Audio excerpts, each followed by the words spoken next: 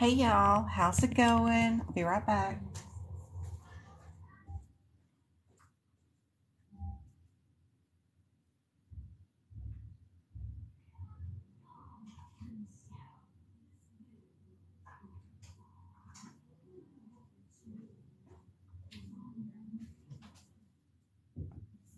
Just shutting the door. Oh. How's everybody doing today? I had the power outage of a time today.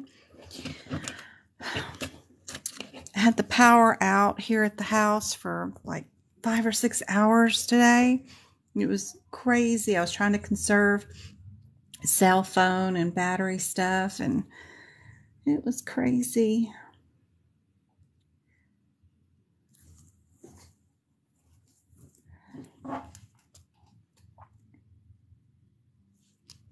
Had somebody literally hit the pole near our house, but yes, my backyard is not bad with the mountains back there.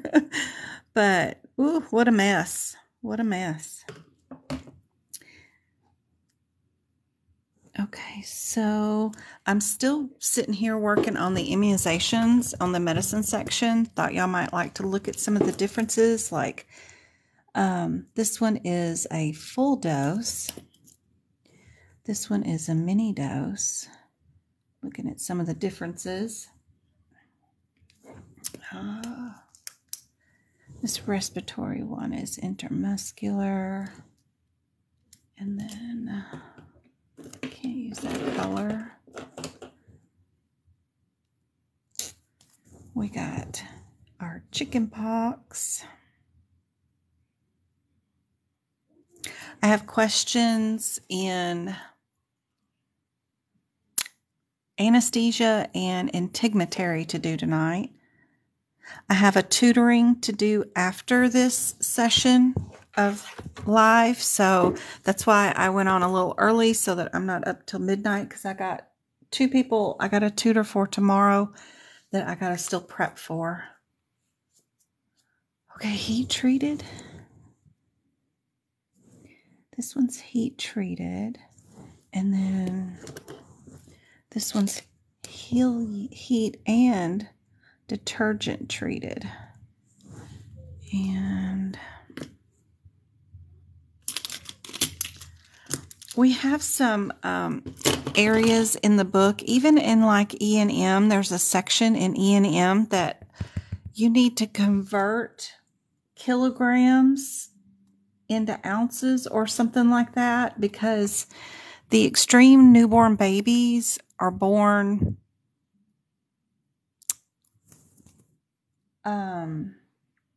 in kilograms, and then the questions are going to say, are they between 1 pound or 2 pounds or less than 1 pound? You need to know how many kilograms are in it. So this is where I put a chart of weight measurements. I do temperature and some volume, just some things that might come in handy during the CPC exam. So this is where I just write in my own, just in case if I need it. It's in between lab and path, where you might need to do some volume or measurements. And then in between the medicine section is just a really good place where I put it. I don't know. Y'all can put this anywhere y'all want.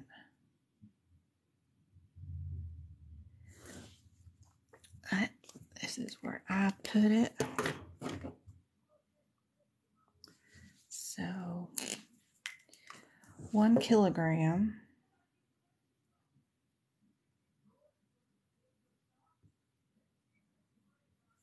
It's like a conversion table so that you don't have to do, I mean, you still have to do the math, but you can figure it out.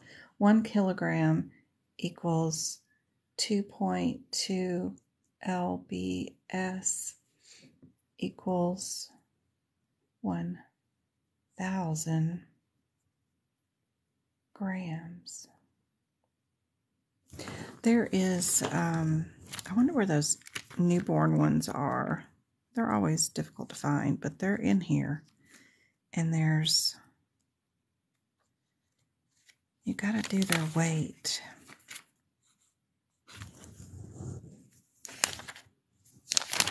Very low birth weight, somewhere around in there. Forget the name of it, but anyway. Let's see what y'all are talking about today. Hey, Twinkle.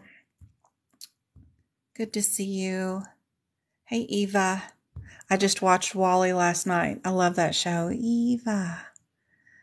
I am new here and was wondering, is it better to go through a community college or a trade school? Don't go to school at all is what I personally think, because you don't need it to sit for this certification exam. You can self-study and buy the exam and your 3 coding books. That's already going to get you, plus your membership. At the very least, $500, but that's on a coupon day when you're very, very lucky to get the books and your membership all in one day. You can get it at $500. Most days it's going to be $600 for that. And then that's just your yearly membership and your books for the new year if you get all 3 brand new books.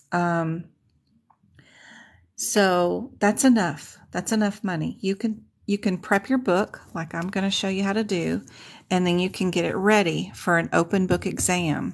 And you just practice the practice questions, buy their aapc $70 or $80 worth of 3 practice exams and practice those along with me with the ones that I have. And you can sit and take the exam. I can teach you how to pass the exam. You'll learn how to code on the job, which is going to be totally different than what they teach you even in a full-on course. Even AAPC's only course is not going to teach you what you need to know to get in a job, because all their contracts are done based off of all their billing is based off of contracts with their independents. So like with our lab and path, we made a contract with Quest. They will do all of our memberships lab results, and we make every claim capitated. We don't pay per claim. We give them a capitated check every month, and then they give us results of everything we order all month long. It doesn't matter who the patient or the insurance. They just draw it. So that we don't even send a claim. So anyway, all businesses will do claims differently and coding based off their contracts. Blue Shield won't let you code like a gastric bypass with morbid obesity. They're going to make you code it with some sort of intolerance or something. It's all based off the health plans and their own rules. Also, your local determination will also make a difference. There's just a lot of things you learn on the job, and jobs know they got to train you based off their areas and stuff. So don't worry about all that. So I recommend no school. There's nothing that you can learn there that you can't learn here, for sure. I'm currently going through Career Step. It's completely online. I'm going to look into it. Even the unemployment agencies, like California Unemployment, will allow you, if you are going through Career Steps or something similar, they will let you self-study and still can let you continue to get your unemployment paid, even if you're not going to, like, quote-unquote, brick and mortar school or online or whatever. You can do the self-study route.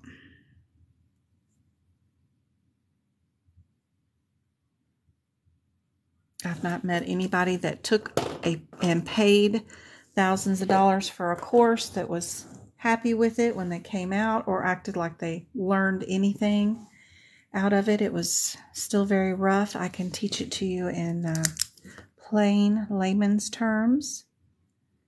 Even if you have no medical background, I can get you there.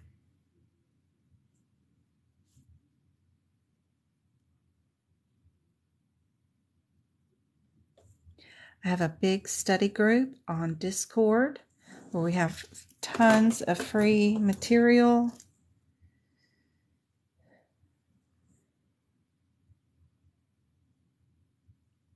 One liter equals 1,000 milliliters.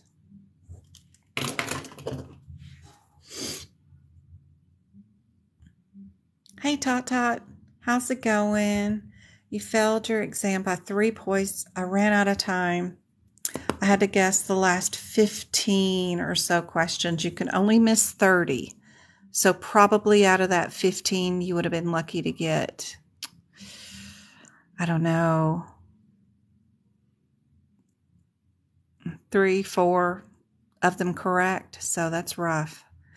Ouch. You gotta be sure and be mindful of your time. If you can't get through the exam of 100 questions in 4 hours, see about getting you a doctor's note of any sort that says that you need more time, whether it's to stretch your back or from arthritis, that you need often breaks for your eyes because you have a seeing issue, reading print and focusing on things. You need to be able to stop and pause every hour for 10 minutes or so to rest your eyes. There's can be any number of reasons, anxiety to skin irritation to temperature influxes, lots of things that you can do.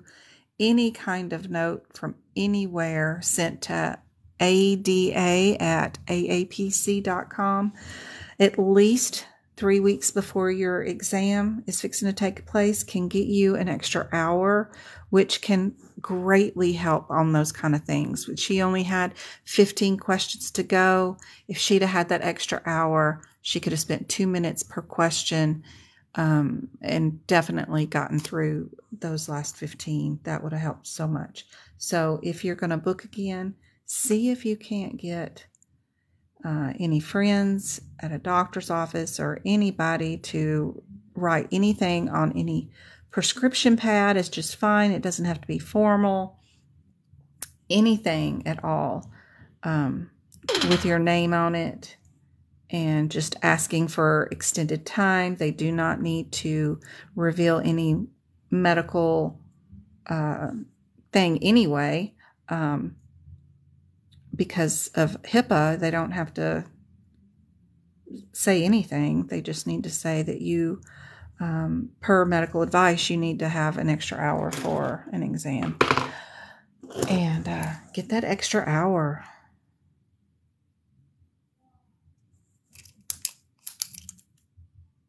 So this is just a conversion table just in case I needed it. A lot of these aren't really needed, but I know that extreme baby weight is one thing we need to worry about. 1 teaspoon.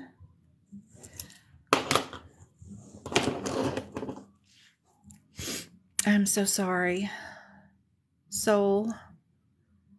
Tips for timing better? Yes, do not read the question at all. Do not read the question. That will save you a lot of time. Go straight to the answers. Look for coding irregularities, modifiers that don't go with certain codes like reduced services and integumentary. That's very weird. Bilaterals on bilateral CPT codes. When the CPT code descriptor already says it's for right and left. Look for codes that won't go together on the same claim, like an admit or a discharge. Individual codes like that 17 and 19 for observation. We have a combo code, which is observation, admit, and discharge. Although we did have one of those questions today. It was kind of cool. Somebody shared with me. Where am I at? This one right here. Oop, wrong one. That wasn't it. Where'd it go? This one right here. Nope, that ain't it either. Hold on. What'd I do with it? This one. This was cool. This was without revealing who sent me this. We had, the answer was actually the 17 and the 18 together because they were admitted on the 21st, then they were discharged on the 22nd, 2 separate days. So this isn't a normal question that would be on the CPC exam, but this is in their training module for AAPC. If you see this question, don't forget to check out your dates. So it is both of them. Now, we wouldn't bill that all on one claim. It would be one claim for one day, one claim for another day, but AAPC wanted their own answer, and they asked you how would you report for the admission and for the discharge from observation care. They weren't really making you code for a real true claim. So be sure and pay attention to what they're asking you to code.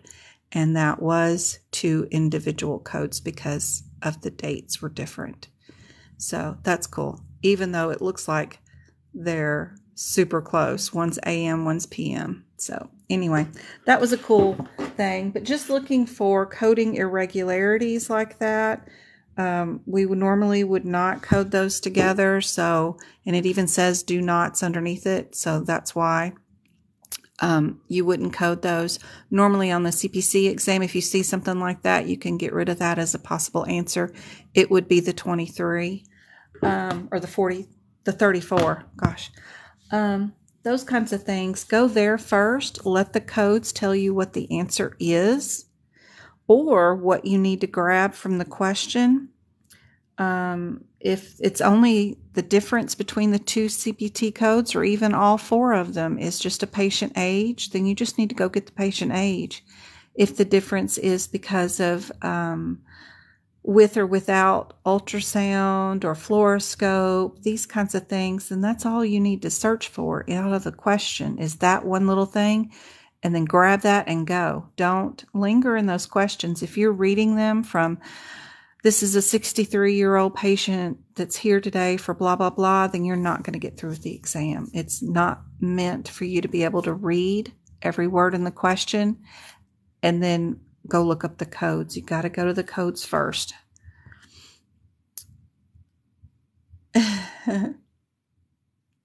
Thank you, ESP, for all your gifts. You're always so generous. Thank you, thank you, thank you. Thanks for all the new follows. Got Ladybug and Mari. Okay, because what if I was certified pharmacy tech? Could I do this self-taught? Yes, Samantha. Hey, that's my cousin. You absolutely can. Absolutely. I can teach you. You're a teacher too, so absolutely, we can do this. Absolutely. Amazon is freaking hiring a coder right now from home. And then Optum will hire you with your CPCA, which is your apprenticeship that you get for 1 year after you get your CPC. And Optum will hire you from home and train you how to do their system. It's a month-long training, but you get paid to do it. And you can work straight from home. You get weekly meetings and goals and for the next week and stuff like that. So it's awesome. Let's see. Do you think that CPMA is worth buying during the free AAPC? It's 2021's course, and you only get access to it for 3 months. And that's $400 to spend.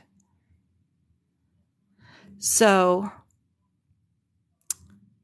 you get 1 month grace period, so you might be able to have the access for 4 months. So that's 12 weeks. Are you able to do 10 chapters in 12 to 14 weeks and get the value out of it that you need? That's a very short time, and it is last year's 21's course. So that's rough. I believe you still get a year to to take the certification exam. So if you buy it today, you've got a year to take and try to sit for your exam. It's not online, so you do have to go to a facility. So check out if there's even a testing facility anywhere near you. I would have to travel 6 hours one way to take that exam. So also check into that before you buy it, because not a lot of facilities do it. Not even Las Vegas does it. So they don't have anybody there to give it. So I'd even have to go further than just 2 hour one way to Vegas. So that's a big deal, you know, if it's not close enough. And then it's last year's course, and you only get access to it for 3 months technically, but they give you 1 month grace period before they turn it off. And so if you're going to do it and you don't think you can get through the course in 12 weeks, you can copy all the material and put it in Word document or something and save it, but it's a lot of work to do that. So I don't know. It's up to y'all.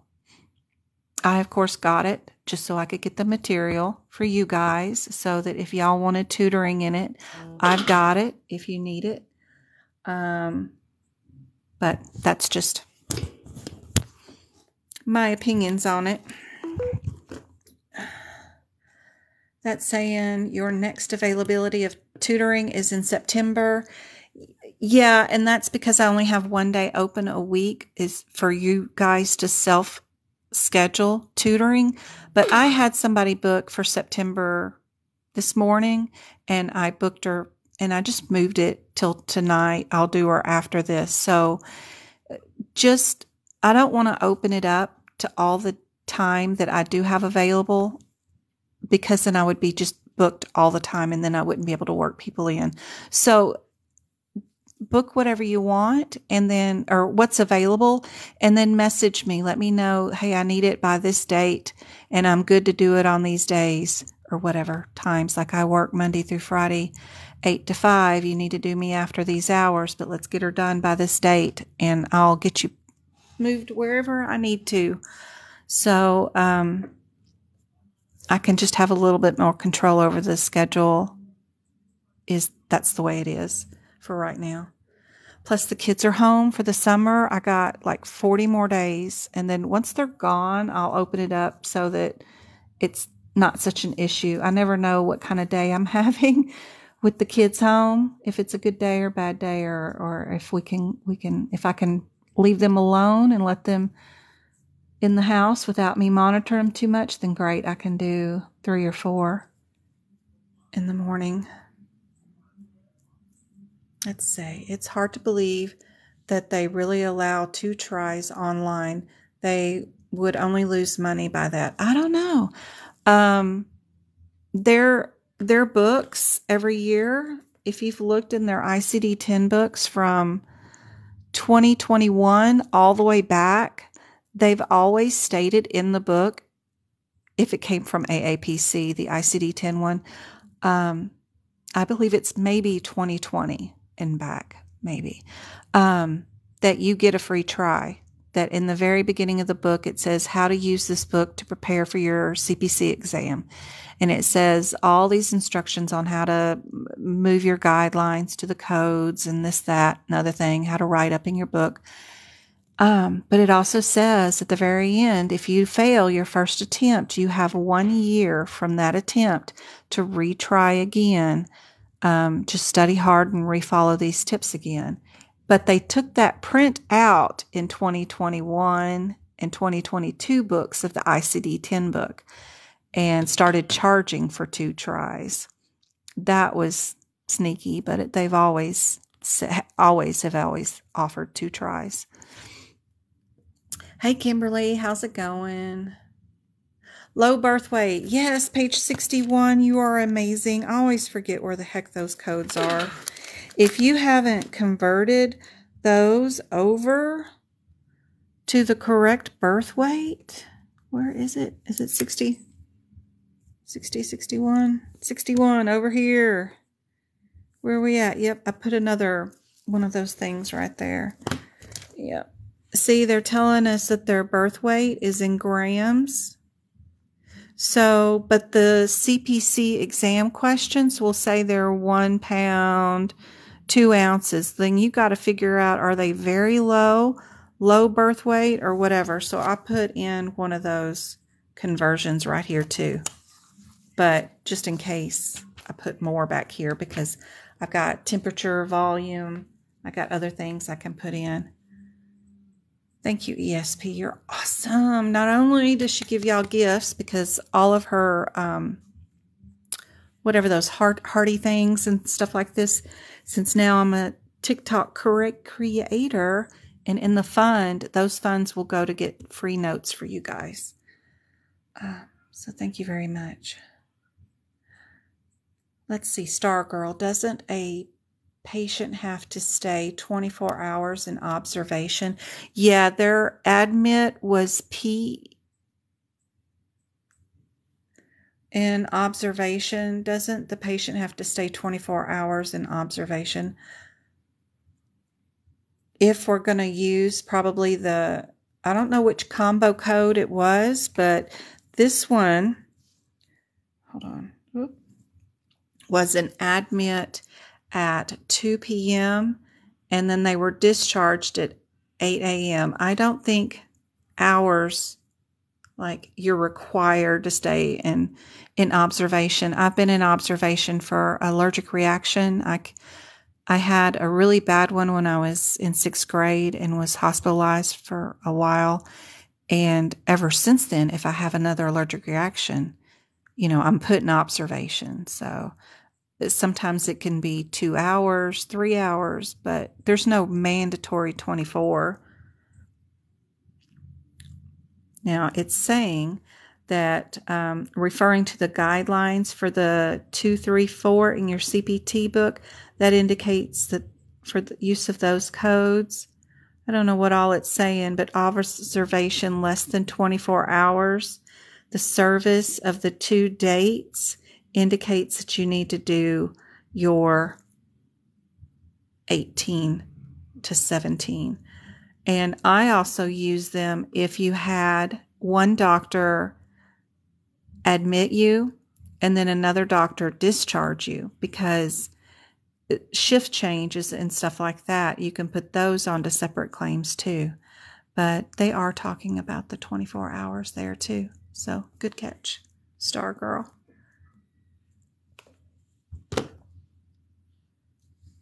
Hey, Queen and Kimberly.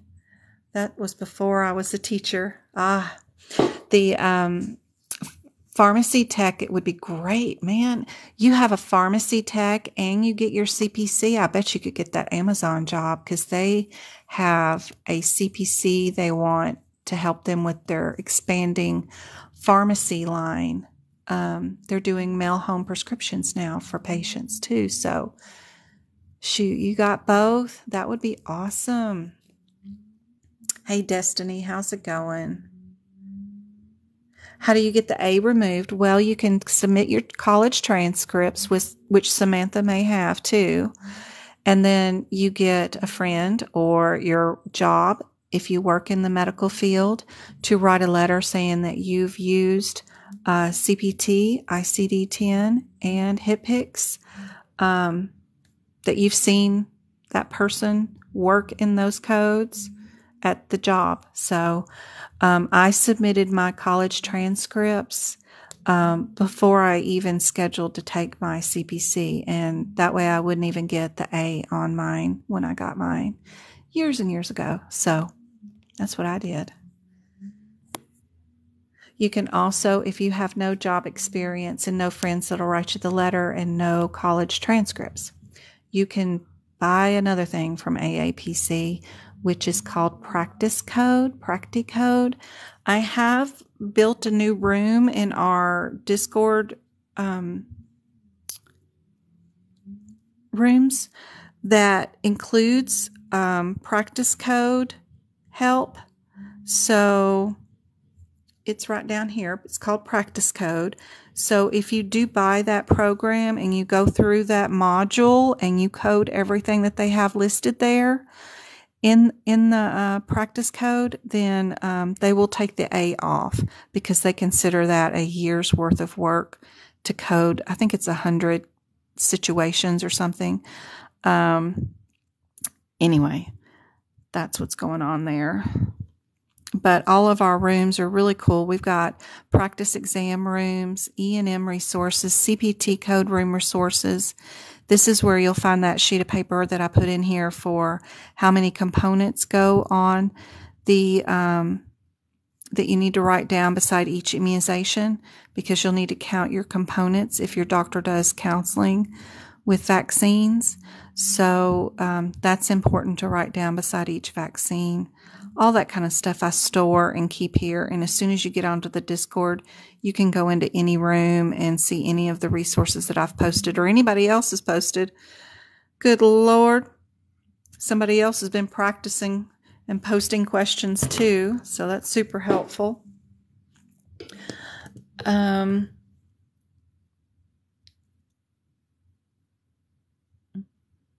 Go-Kart, how's it going? Hey, Michelle. Hey, Sammy. Yeah, that's too short of time. She said, thanks for explaining that, and that's too short of a time. You know, they don't even tell you that you're not going to get a year to do the program. Yeah. Can you comment on any free CEUs other than the AAPC site? Yes, I can. I use, hold on. I hope to one day. The only reason I would love to do the AAPC instructor thing, I mean, I have to pay them $3,000 a year to be a instructor for them. I am a guest instructor, which is great. I teach for some of their teachers, but to be able to be classified as a CPCI, I have to pay them $3,000, but every year. But the good thing about that is I would have access to CEUs to give out for you guys for my training sessions and attending them, which I do for free anyway. So that would be cool. What am I doing? Okay, looking for CEUs. That's right. Who else do I get CEUs from besides AAPC's free ones? I do. Who is that? Optum does. Your local AAPC chapter is supposed to do them. Also, hold on, I got to switch email accounts. That's why I can't see it. Your local chapter is supposed to give out free CEUs too if you attend their meetings, which my local chapter is in Vegas, 2 hours away, and they make you stay and sit for 6 hours to get some. So, sometimes they'll do free ones that are webinars over Zoom, and I'll attend those. And they automatically put them in on you just give them your AAPC membership ID number when you log on to the Zoom, and then they'll automatically attach your credit for watching it with them. I also do home health agencies audits locally here in Arizona. I do contract work for them. If they can't pass their CHAPS audit, I will go in and help their office write corrective actions and do their staff training so that they pass their CHAPS audits. Well, I signed up for CHAPS newsletters, and I get free CEUs for attending their stuff too. There is the ACHC that sends out free webinars too that you can join in. And if you go to the AAPC Facebook member page, it's got like 59,000 members in it. They do post chapter meetings for other chapters, like for California or for Washington. You can, if they're doing a webinar that is free online for free CEUs, you can join in on those even though you're not a member of their local chapter. You can sign up for those too, which is helpful. what's that other book? Is it Optum? I think Optum does them. And you can get a free CEU every year when you update your CPT books, but hopefully you only need to get 1 year and you never have to look at those again. Other than that, I haven't really worried about looking for too many extra ones. I have how many more to go? But at this point, they've put me on a 2-year thing. Like I only have to turn them in every 2 years because I've been there forever. And I only need 36 every 2 years. So I've already done, and I couldn't even start till 7 of 21. But anyway, I only need 16 more and I still have more than a year. So I only need like 4 more over this, but that won't be hard to get. Hey, Queen. Thanks for squeezing me in the other day. You truly are a blessing. Oh, no worries, Sammy. I hope I was super helpful for you. Girl, I checked out that person's website.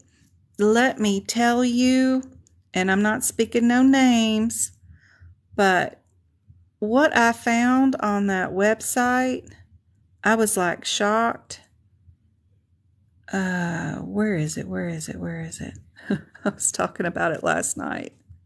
So I'm not going to divulge who this is, but some people are tutors out there also. And some people don't have the best experiences with some people in the coding field. I recommend vetting them really well. Find somebody that's used them and says they were really great.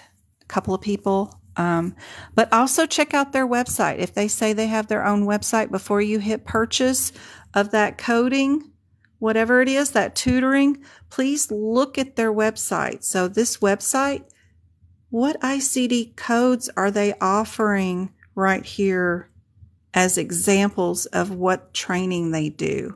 They say they are training in ICD-9, actually. That's on their front cover of their website. And we haven't been in ICD-9 in over 10 years. So this is on their main page. So be careful. They might not be quite as knowledgeable as you think they might be just because they have a site and tell you they're a coding tutor. I don't know. Be careful.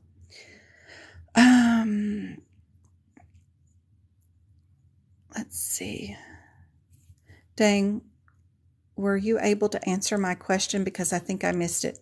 Queen, which one was it? Were you the one that sent me that question today? I was just wondering. Hold on, Queen. Let me get back to that one.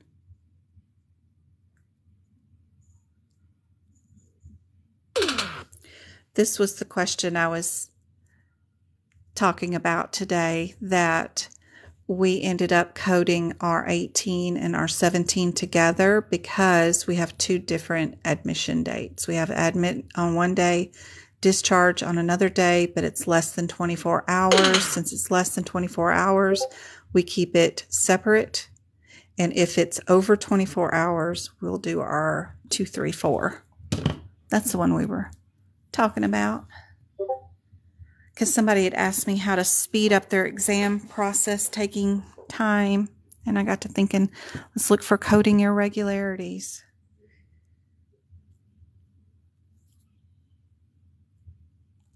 Are the clear sticky notes legal for CPC? So what I did in musculoskeletal was, I'm just planning out for next year, guys. And somebody sent me a TikTok saying that there are plain see-through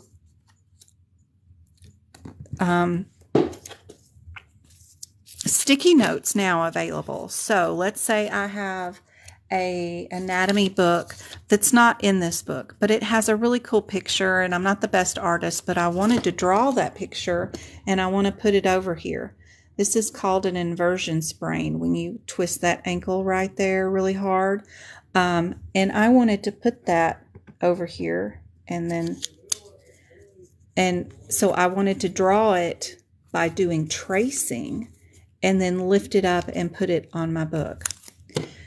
Now, what AAPC does not want you guys doing is creating more writing space. You can write on every available white space in these books all you want.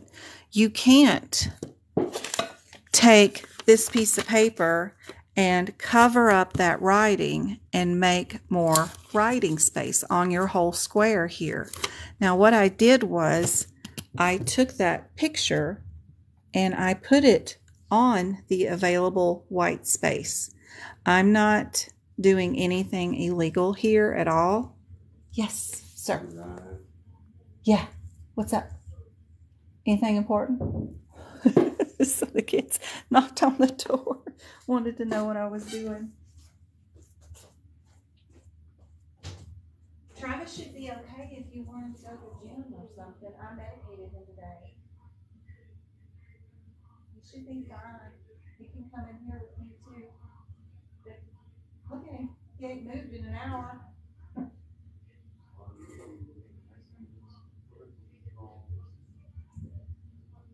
Okay. Dude, no, you can't. And you don't need anything other than your Zelda. It's hard to find documents. Oh, you wanna search and have the video tell you what it is, where it is? Well, you can't do that until you have access to a laptop or something and you ask permission. It's on the map. Your brother's right. You don't need it. Oh. Okay, sorry. Older brother caught the younger brother on YouTube. He's just trying to figure out where the diamonds are on the Zelda game. But he's not allowed to be on the internet.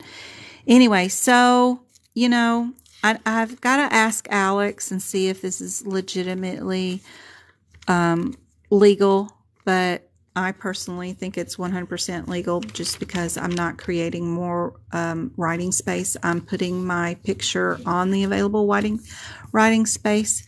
You can clearly see what they don't want you to do. They don't want you covering up any of the print in the book to make an entire square of your stuff. We used to have people that would go through here and take pages of like all these pages that are pretty useless, you know, and they would use whiteout on all of it, get rid of all that print, and then use the whole page as a page where they could write info on, and they don't want you doing that. They do have plenty of space for notes and stuff.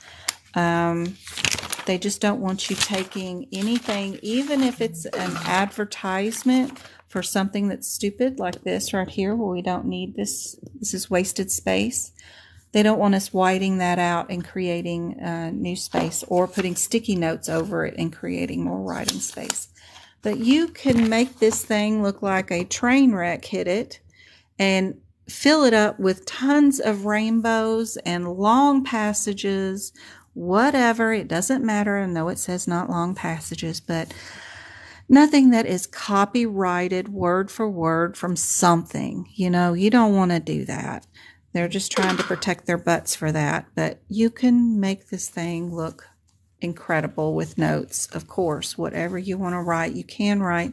Just be mindful and don't write over their black writing and create more writing space, which I try not to do. All right.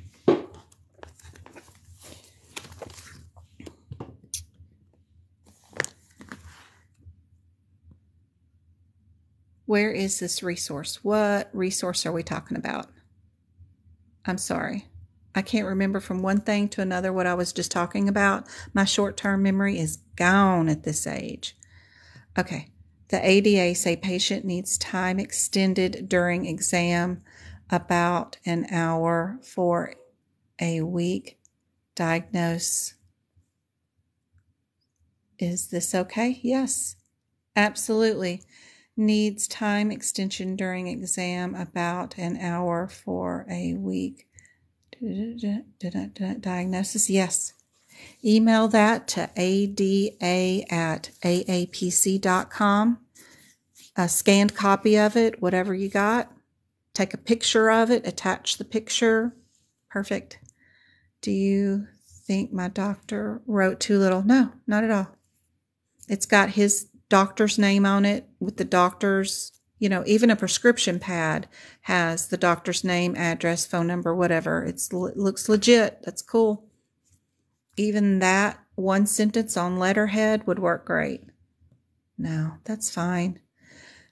I like your doctor. He does not say words that are not without meaning. That's perfect. I think it's just fine. One girl from my class just passed because of you. Yay, Sammy. That's awesome. That's awesome. I had a whole office at some Ohio hospital that codes. Their whole office passed CPC because of me. And now they're wanting to do CRC through me, get their risk adjustment. So I got like a whole department from somewhere watching. So that's awesome. Hey, Kashmir. Hey, Annie. Because I had a note in my book not to code those together. It was confusing. Yeah, it is. It is confusing. Hopefully that makes more sense. 24 hours has to pass is what they're trying to teach you. And we would use separate ones for 2 different days. My looking at it from my point of view is you'd have 2 different doctors. You'd have one that would admit them to that night after the football injury, and then the morning shift would come in and discharge him. Say, you didn't puke all night. Your vision's still clear. You're all right. Your ears are still ringing. Great. Go home. So I'd have 2 different doctors. So that's how I would look at it. You bought some. They are cool. I can't imagine anyone stopping your exam for that. I don't even know that they would even notice that is there. You can't even tell. I cut it down too, so that it just fits on where I want it to go. I can't even imagine that they'd even see it as they were flipping through, other than they'd see the picture. I think it's just fine, but I'll ask Alex. But 99218 is inpatient observation care. Let's see.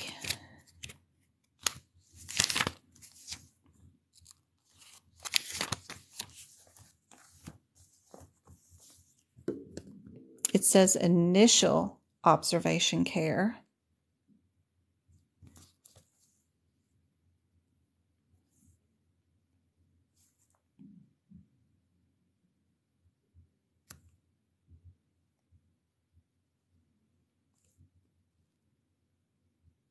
Hospital inpatient services starts over here.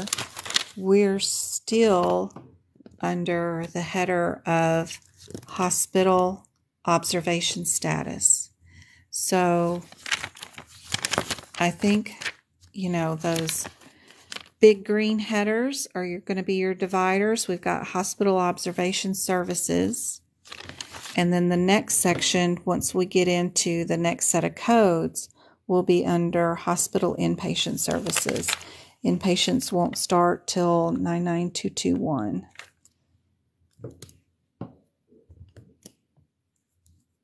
I mean, just like with critical care services, 99291, my favorite critical care. Heck, you can do that and bill that in an internal medicine doctor's office. If they crash, they crash. It's not too unfounded that we might do observation care in an urgent care facility or something like that too. I could see that happening. So big headers are super important. They do color code them.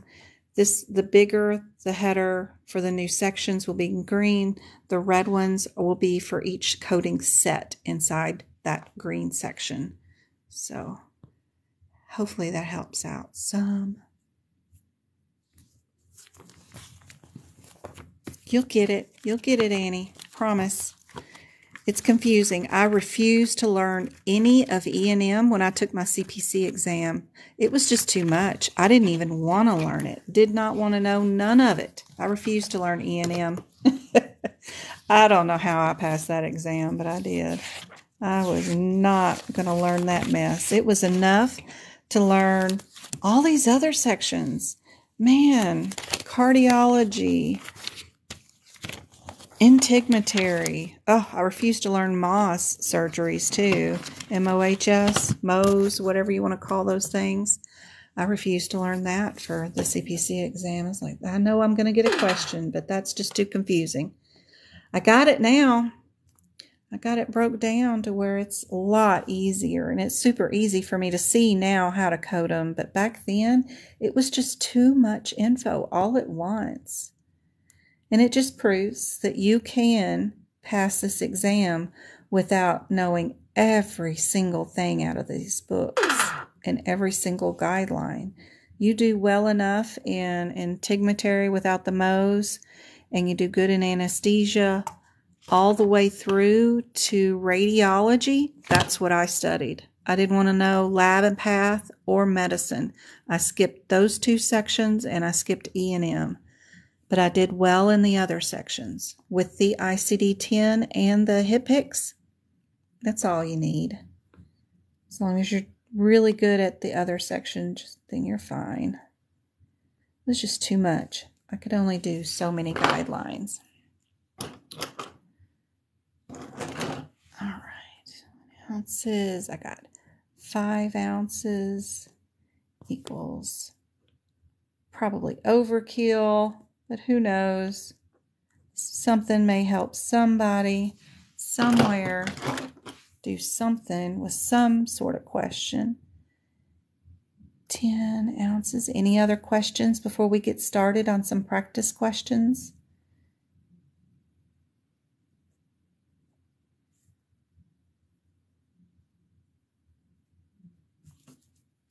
And then 15 ounces equals 425 grams. Last year I put temperature in there for Fahrenheit. I've also put volume in there, which I'll copy over, and then I probably won't do these because I have this stuff in cardiology where it should go. And then that's in integumentary, and that's in radiology. But I'll finish moving this stuff over with the temperatures. And then we can move on to some more information. Somebody asked me, I don't know if it's on Messenger or email or Discord, somewhere today I saw the message. Why do we have to have the manufacturer's name down for the vaccine? Because I've seen CPC exam questions where they just said patient was given Pediarex immunization. So what are you going to do when they say Pediarex? Do you know which one is Pediarex? If you've watched my lives, you do, because it's my favorite one I used to give my kiddos in the office. But 723 right here. And that's all the question said was Pediarex. Now, does the CPT code descriptor say anywhere that it is Pediarex? Well, it does now because I added it. But if not, you won't know which code to pick. There's another manufactured one that's close to it. That's the Pentacell or whatever. That one is another one that's close to Pediarex, but I never did like this shot. It gave more reactions to the other ones. So knowing those name brands of the shot can be helpful during the exam. That way you know what the manufacturer name is in case they don't tell you it's Prevnar.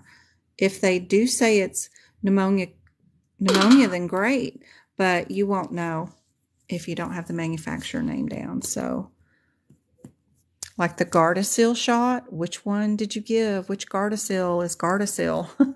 There's one labeled manufacturer's name is Gardasil. The other one is called Gardasil 9. One of them is given first and one of them is given second. There's 2 shots in the series, and you have to know which shots are given first, which one is given second. And their name brands too.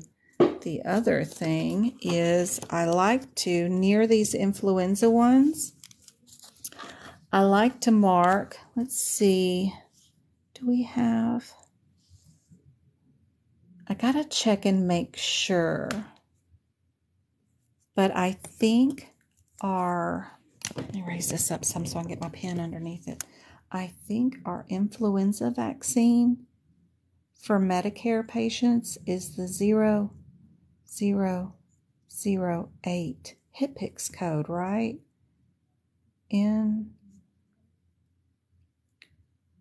Influenza vac for Medicare. If I put it here, then I don't have to go look at that HIPIX book for that vaccine code. So I just write it in.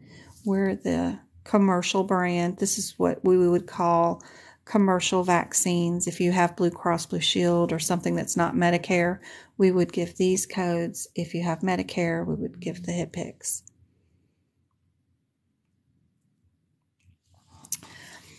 $59 is the most abused modifier there is, and it's the number one reason why, or the most reason why claims get denied, is because everybody uses 59. And I hate how AAPC puts it on the exam so prevalently, because in the real world, we wouldn't use that code. Your official guideline for coding for 59 says you only use it if it's the only modifier that's left. So you've went through every single modifier and they're all located in the HIPIX book. By the way, CPT book is just a small hint of a few of the modifiers there are in the world of coding.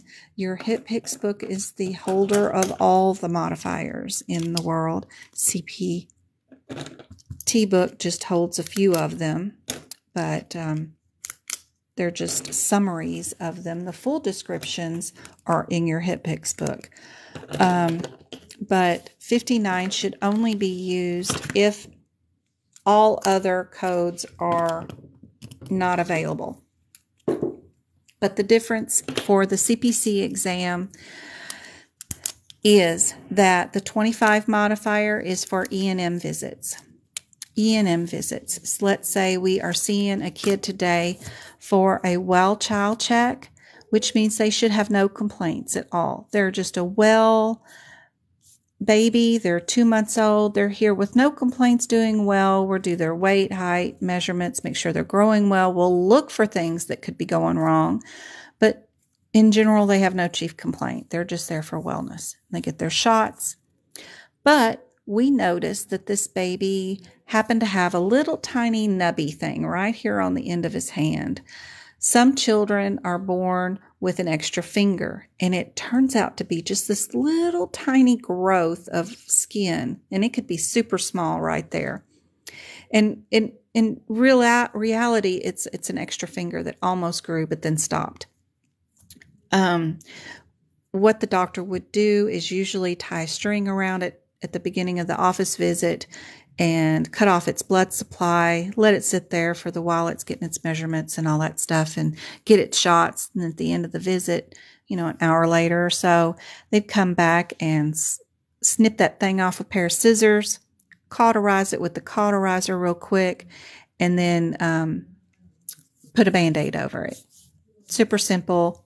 Probably have a little tiny scar for the rest of their life, but no other symptoms or signs after that. It won't grow back. And that's to keep it from getting infected, caught on clothes and all that stuff, or the kid actually gnawing it off. Because, you know, they put their hands in their fingers. And then it actively bleeding all over the house. So for that situation, we would add another procedure on there for taking that off. We would go into our integumentary system and find a code to remove that. And because of that, we would probably need our 25 modifier to go with it to tell the insurance company, yeah, we did a well child check, but we also did another procedure or something else with it.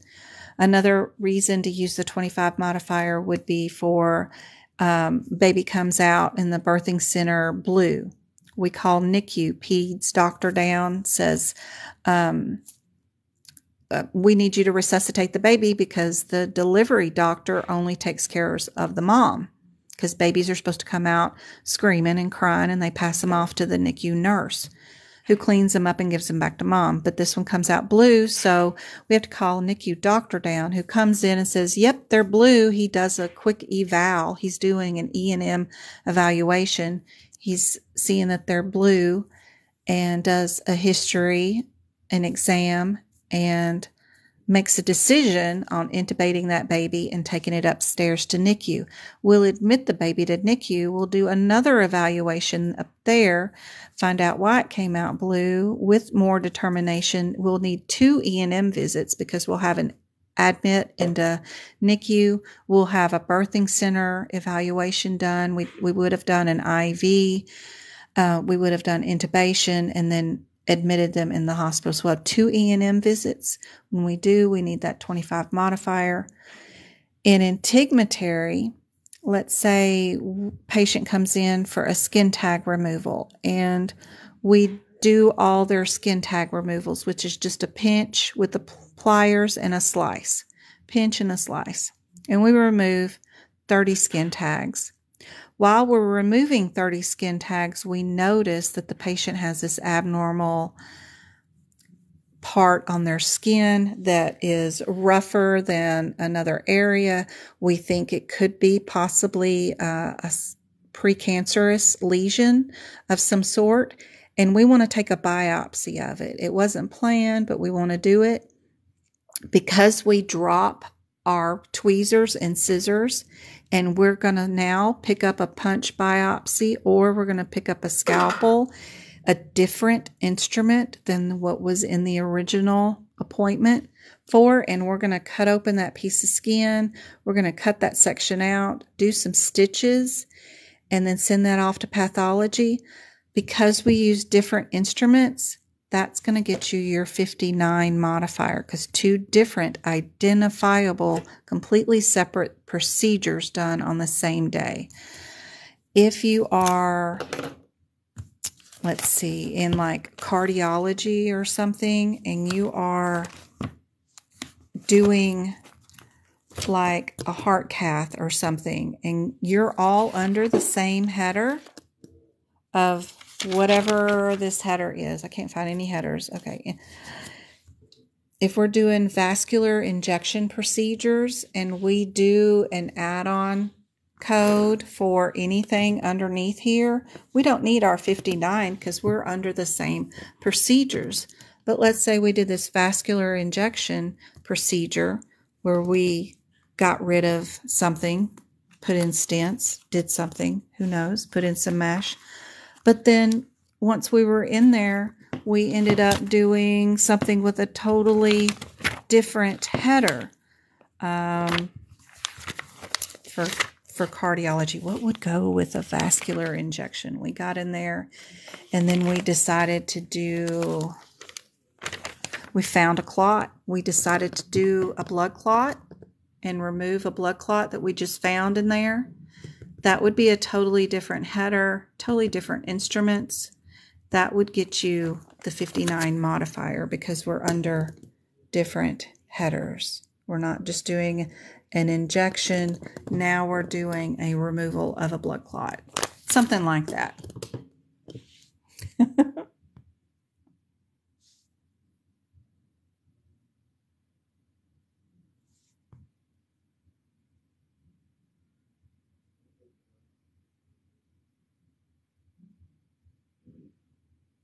Well, Annie, I hope that helped your explanation about the 217, 218. And then Aid Blaker, I was discouraged that that was the resource I was looking for. Aid, I don't know. I hope I helped. I hope I helped out some. Let me move this book out of the way.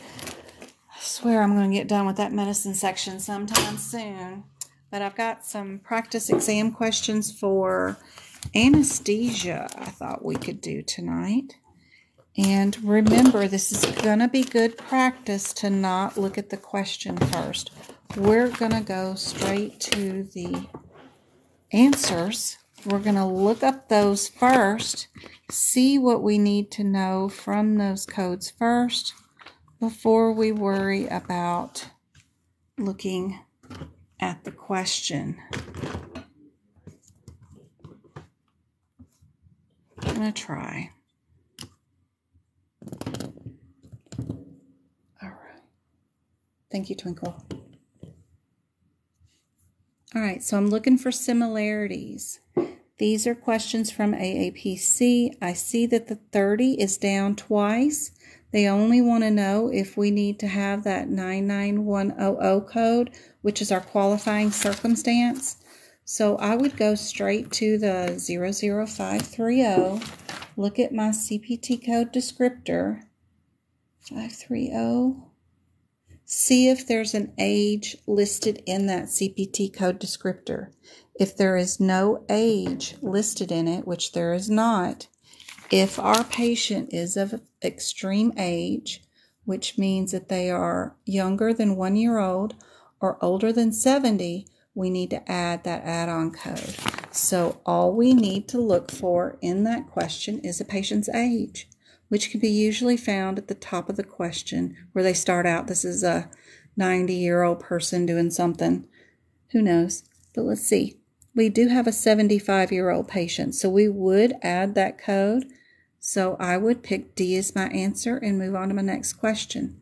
Can do that in about 15 to 20 seconds. And that's a good pace for the CPC exam. That'll leave you plenty of room for that. TikTok is wanting me, can you share the best and worst experiences you've had this week? Oh, Lord. It's been a good week, though. What is today? Today's only Monday. Haven't been much of a week yet, except for 5 hours of no electricity today. That was crazy. All right, next one. So I like the 1900 versus the 01 because those two are super close. What's going on with those? 19.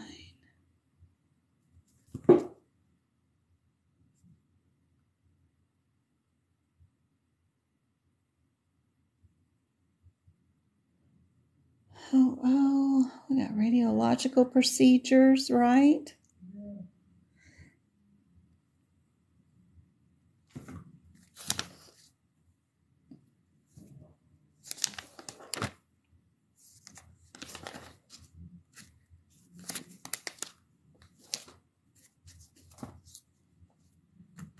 Sometimes they have them in there. Sometimes they're not included. Sometimes they are. Sometimes they aren't. But we are in our cyst removal. This one is an add-on code. So we know right away that cannot be an answer, right? Will not be an answer. It has to be either just this by itself or our 19100. That is a biopsy. So are we doing an aspiration or a biopsy is our two differences right here. Probably not even going to look up this one yet. Let's just look at our question, see if we're aspirating or a puncture.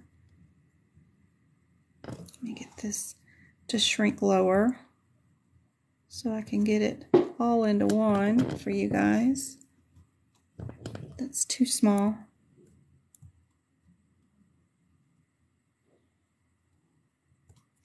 Mm. There we go. That's better. Yep, I see our aspiration. Just to match it up with our aspiration. Perfect. Yep. Yep. And then I would add anything I need to know from this question, because they say puncture aspiration of cyst. I mean, the only other words they don't have is upper aspect of the breast that we could add to our CPT code descriptor, but it could be lower part or of the breast. It could be anywhere, but I like to write something down from the question that makes me feel like if I see it again, I know exactly this is the answer. Plus, it helps me remember the code. On the test, will it all be like these? Because I seen practice where you have to figure out the ICD-10.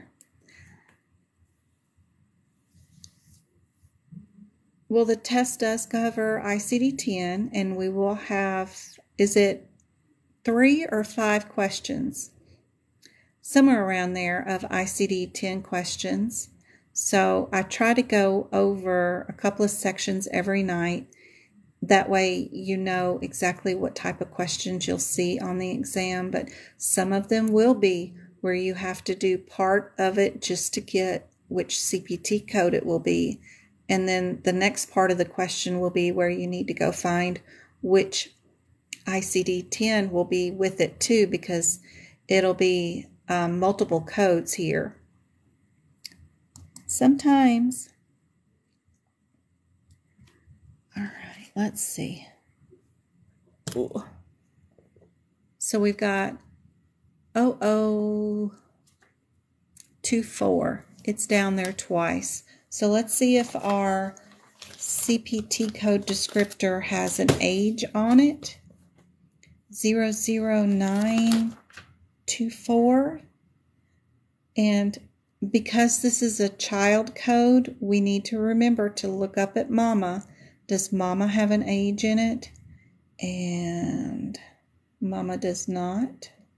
So if this procedure was the one that was done, and the child is younger than 1 year old, we will need to add our code, our qualifying circumstance. This is 3 months old, and it is undescended testicles, so we will need that answer. Yep. Yes, the entire exam is multiple choice. There's no fill in the blanks. So all you need to do is learn how to pick out the correct answer. The exam is already coded for you. You're not doing any coding. You just need to be able to pick out the correct answer. And that's why I say go to the answers first. Look at them.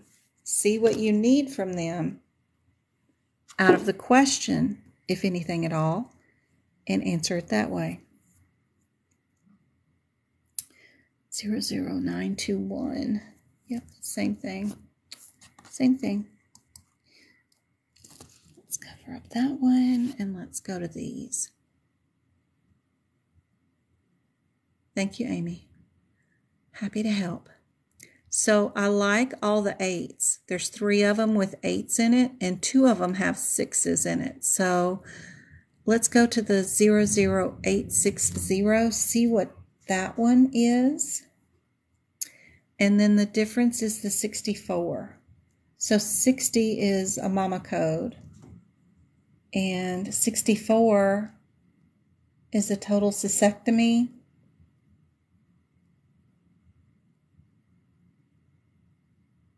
'64 is just the uterine and bladder. So let's see. What are we working on? Patient undergoes a cystectomy. Simple as that. All we had to do was match up that word. That's easy. Nice. So we know it's going to be our 64.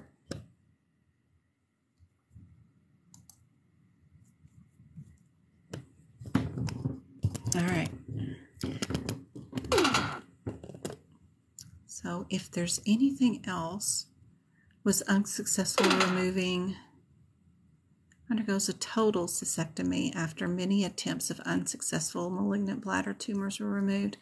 Not really a lot to go on underneath that CPT code.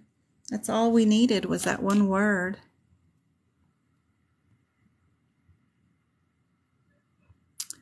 What section are these under? They are under anesthesia. Logan passed her exam. My times are random for when I start based off my schedule for that day, unfortunately. When the time changes and y'all fall back, I was really good at keeping up with the 6:30 start time, but now that time is so late for you guys, for starting at 6:30, and plus my boys are home for the summer, I never know what kind of day I'm going to have here. So it's more random, but it's always in the afternoons. Anytime from 5 o'clock to 6 o'clock, I can start my lives. But it's generally around those hours, that 1 hour time period. And I announce it in our Discord group and our Messenger group. Before I go, I let everybody know that it's time. But we had Logan. She passed her exam. Congratulations. So happy for you. That's awesome. I'll add you to our list of people that we've helped. That is great. Congratulations. That's awesome. So happy for you. Are you going to go on to do risk, or are you just going to move up in whatever company you're working for now that you've got your CPC?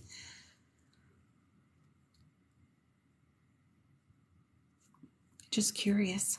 I'm going to let you guys answer the next one. I'm not going to help. Try to remember to go to the answers first. Try not to look at the question. See if y'all can get it. Let me know what you think your answer is.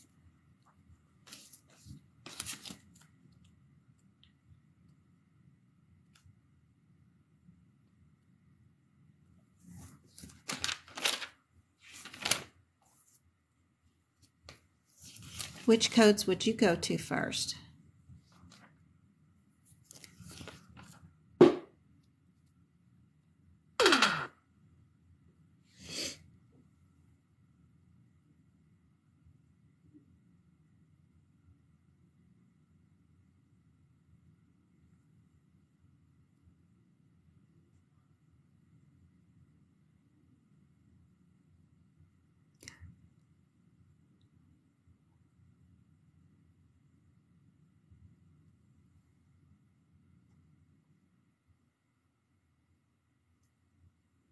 Yep, B and C are cool.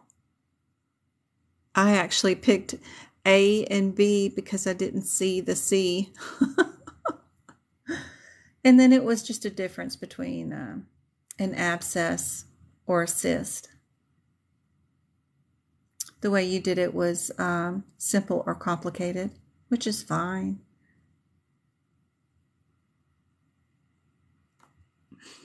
Yep. Very good. Perfect. Good job. All right, let's see. I guess 20 and 40, huh? Sort of? I don't know. 0, 0. 620. Doesn't really, I mean, as long as you just start. Don't waste too much time comparing. Just go find a code and see what it's telling you. See what they're pointing you to, what kind of issue or parentheticals you need to worry about. What do you need to know about in this section? The 0, 0, 6, 40, and 20 are under anesthesia of the spine and spinal cords. So my differences is one's non-specific, not elsewhere is classified, and then the other one is manipulation. Didn't we see manipulation in the beginning of the question? Yeah, which you can't hardly help but not notice as you're going down towards the numbers.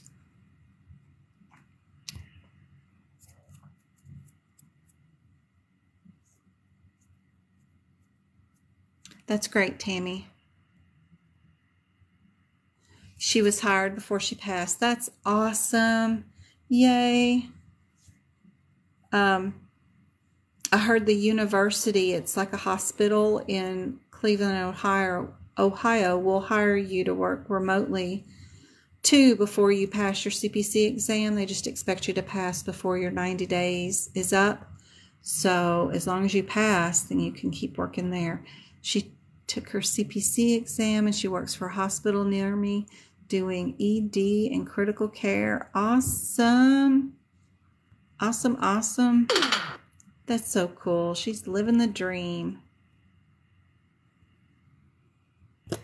Living the dream. That is awesome. I hope your coworkers are nice. I hope your environment there is lovely. And, you know, it's not manual labor. It's not working customer service somewhere. It's, you know, not retail. You got to love all that. For sure, you know. Gotta love all that. Plus, it's really good, you know, stable income with usually better benefits than any place has ever had. You know, even retail places, a lot better benefits. And if she's working at a hospital, great cafeteria with great food. Oh my gosh, I miss hospital cafeteria food, actually, because they usually do a really good job, and their banana pudding is the best. Nanny has to pass her exam. Yes, please. Let's get you to pass your exam. She's working remote, and it's a dream. Aw, that's awesome. That's even better. Just have to put a lock on your refrigerator. That's the hardest part. My refrigerator's right over there. It's like 10 steps. It's the worst living at home next to your refrigerator, so, and working from home. So you got to be careful about that part. That's so good. I'm so glad you love it. Nothing like being able to get up, run, go start a load of laundry and come back to your desk and, you know, keep the house running while you're being productive. And you can be actually way more productive working from home for the company than you can being in the office, because there's so many distractions in the office. So many employees that stop you. Put a lock or a timer on that fridge. Which answer did we get? Oh, let's see. D. Everybody's saying D.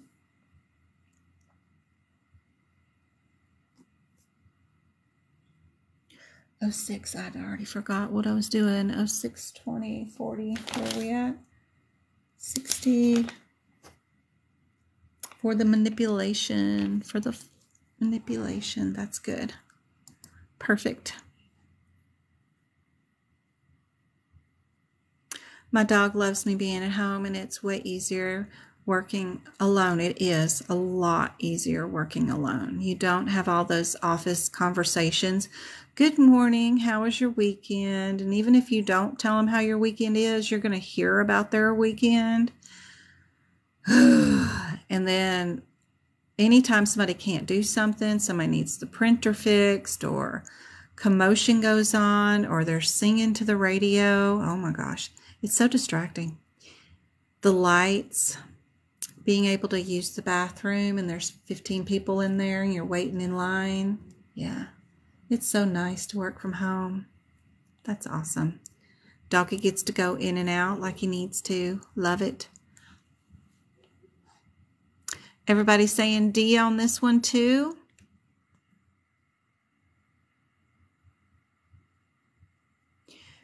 Is it rare to hire part-timers if it's your first time coding?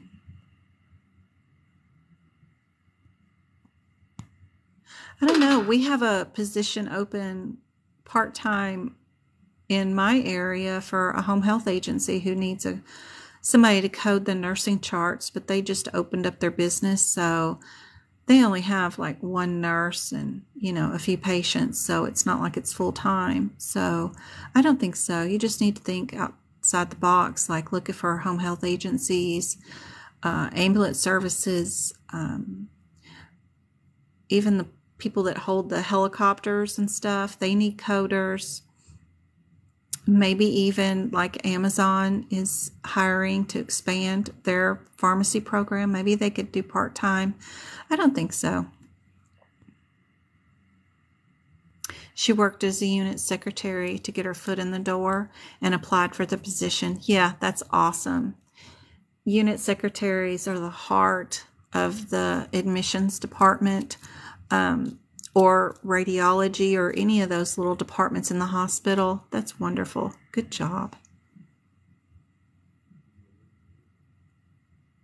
Everybody saying D on this one. I'm not looking it up. Is that our Whipple? Y'all see Whipple inside the procedure? Yep. Good job.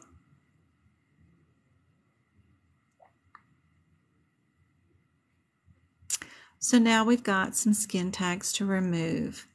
And they want to know, do we understand how to do this when a CPT code will only take care of so many and then you got to add on another code? Possibly, depending on the location of what you're removing.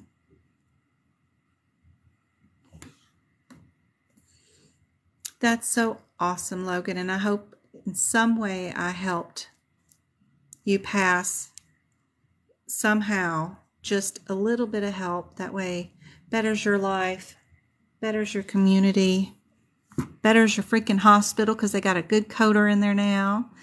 Just a little bit of help spreading something somewhere else.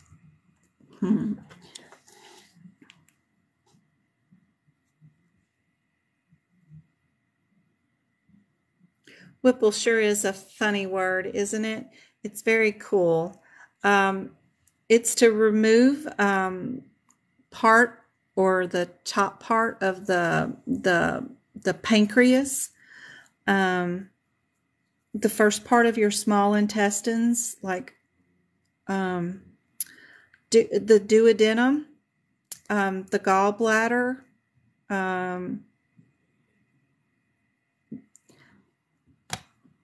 yeah, it's a digestive procedure. Thank you, Krista, for the rose. I really appreciate it. So in Tigmatary, the CPT code 1200 takes care of, is it 15? I'm not even there yet. Is it 15 skin tag removals or something? I think 112. 112. There we go. Yep, 15. So if we needed to add a second code, we would do the 21, but it only takes care of 10. What do we do with our extra little 5 that we have left over? Do we get to go on and bill times 2, or do we leave it at just the 2 codes separately, which they don't even offer here? So it's a dead giveaway that A is the answer. If I was writing the question, I would have left it as this one and this one with no times, because that would have been hard to make out. But what I do on these, every time I find out what the correct answer is, I'll start me a list and just keep adding and keep that list right underneath it, so that if I see that exam question again, I know exactly if there's 30 lesions, this is the answer they want. If I had 16 lesions, this is the answer they want. That way it's there.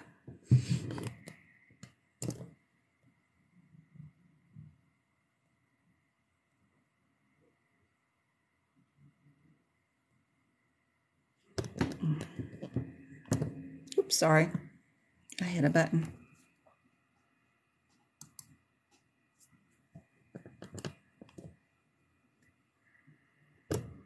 Another anesthesia one. my book. Yes, my complete book is available on Etsy too, by the way, if y'all want a copy of it. But yeah, I just keep me a tally list going.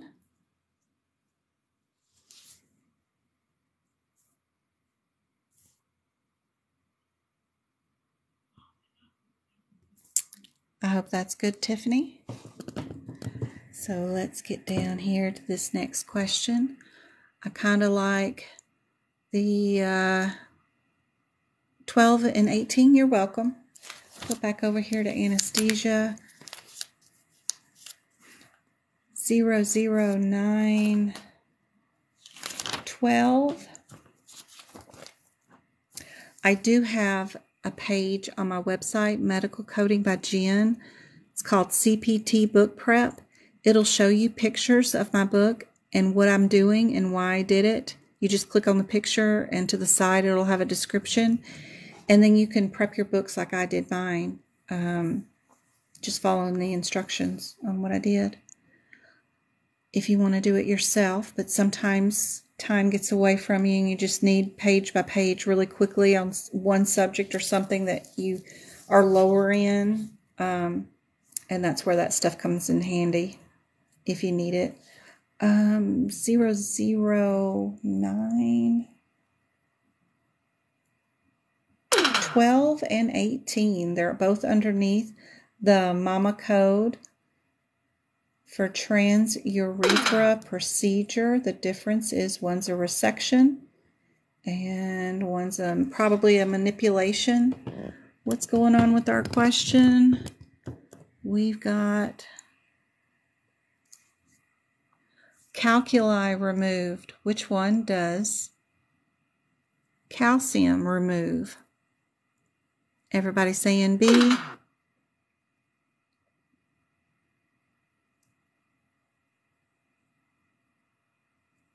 It's 918. Removal of urethra calculus. Yep, that's our main point right there. Good job. Don't forget to look at your CPT code descriptors. See if you are needing that qualifying circumstance code, which just means that the patient has an extreme age of 1 year or younger. Younger than 1 year. Not 1 year, but younger than 1 year. Or if they are older than 70.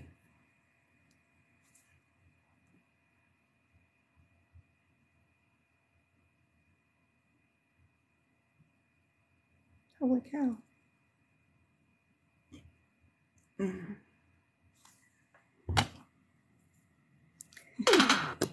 Somebody's laughing. Are we allowed to bring the notes on books to testing site? Of course.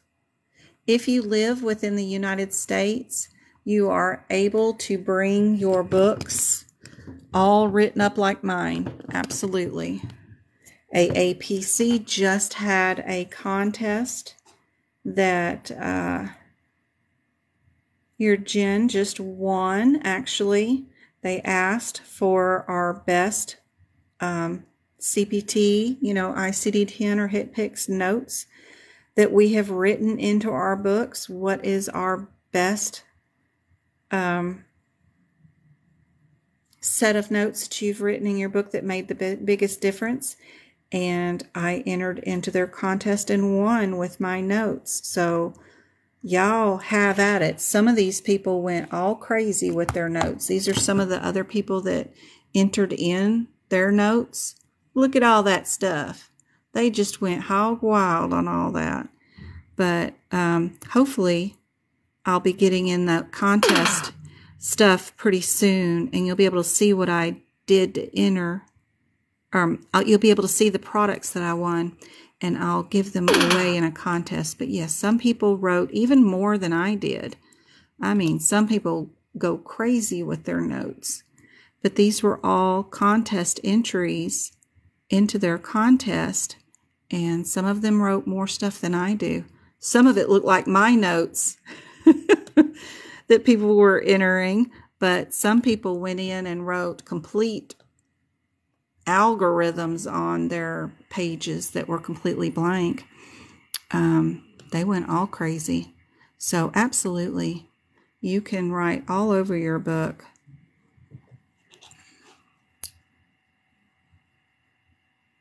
Let's see, where's the one that I used? I don't know where my collages. Yeah, this is what I use to enter in on the contest. Is what I show off is how to move your guidelines from the front of your book to the actual codes where it's affected. And that's what won the contest. Anyway, let me get out and get back to where I was since I've been touching my screen. Where am I at? This one is where I'm supposed to be at.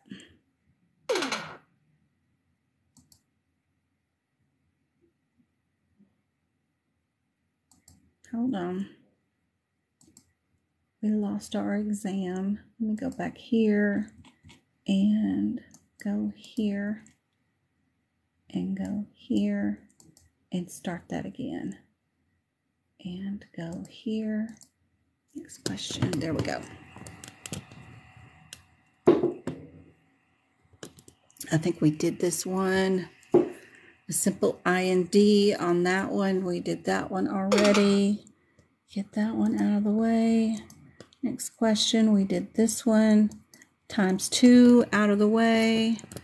And let's try this one.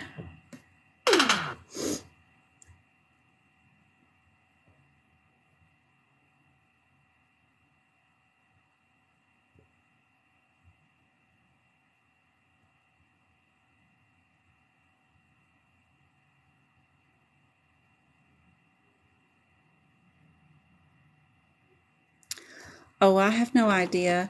You don't need to buy every single section. Just get like E&M and cardiology. You'll see what I'm doing for those sections, and you can recreate it yourself. I have to, no site will hold 1,000 pages in color to be able to do it all in one bundle.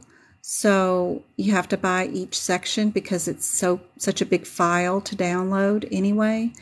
So you can use the coupon 30% Jen and get 30% off if you need to buy multiple sections.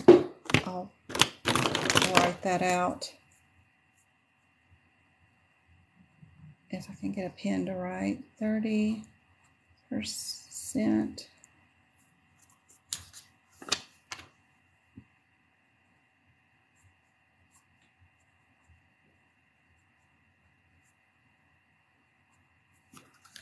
you use that inside the Etsy store, it will take 30% off.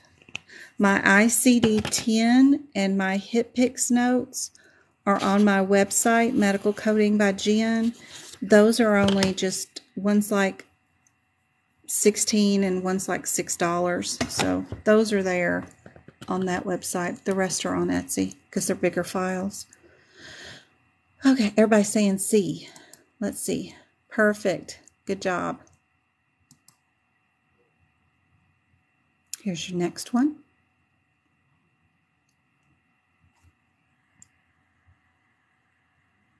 Sorry, Annie. I was doing so many other things. It's hard to see what's going on with the camera.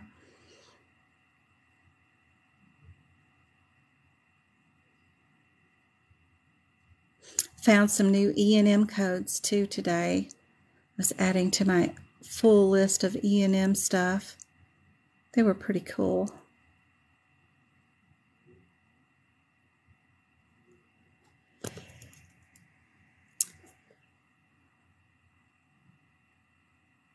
I like 52 and 51. I would run to those two first, see what my difference is, and then pick that difference out. Everybody saying D. Hey PJ, how's it going? It's good to see you.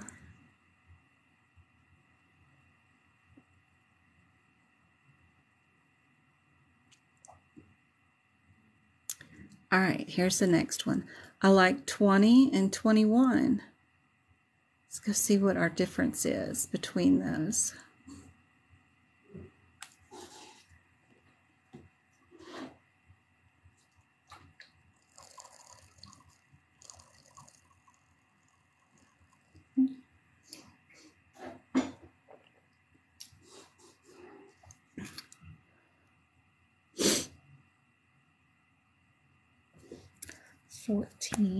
We got a couple of D's again. We got one A. Let's see, 14O. 14O.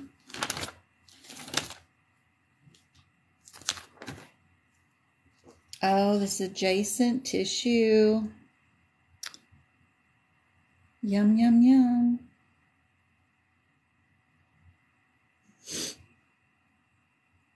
Anytime you see adjacent tissue, please let alarms go off, because on the CPC exam, they will put an excision with it, with one of these. You cannot have added codes with these. It's only one code. It does the excision with it. So we just need to line up our body part correctly.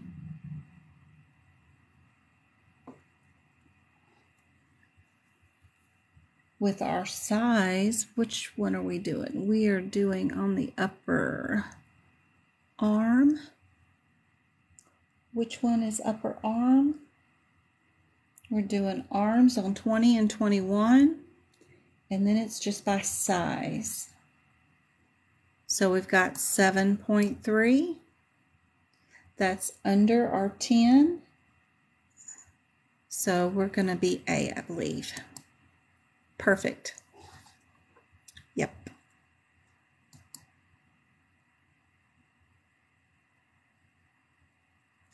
What would TBSA be used for?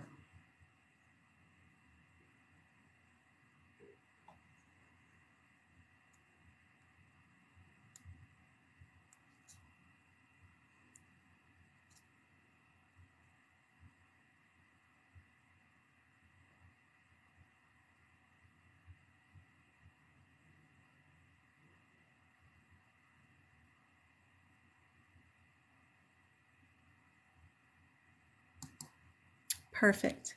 Good job.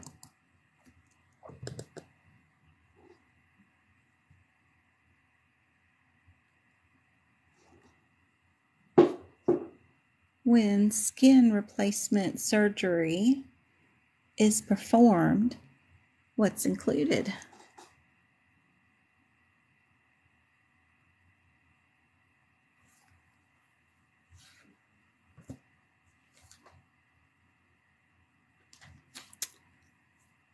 So you should be on your guideline on page 110, and they have skin replacement surgery listed. Your definition will be right there, and it'll tell you what is included.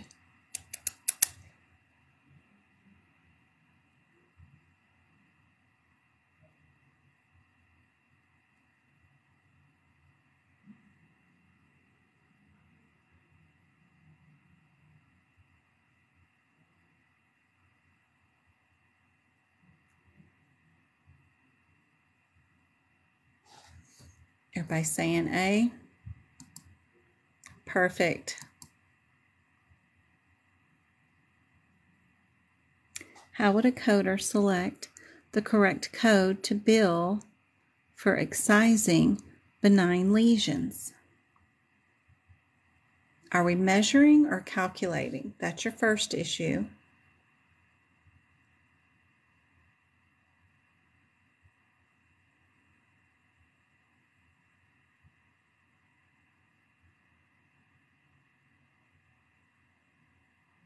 Thanks, Monica, for the follow.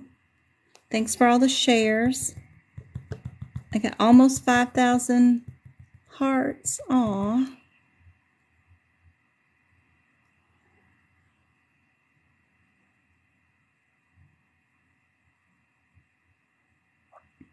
So everybody's saying we're measuring. So then the only difference between measuring and measuring is one says plus, one says minus. And we would add the margins. Yes. How would a coder select the correct code to bill an excised benign lesion? And we would do that by measuring the greatest clinical diameter of the lesion plus the margins. It's always plus the margins. Plus, plus, plus. Be sure and look for plus.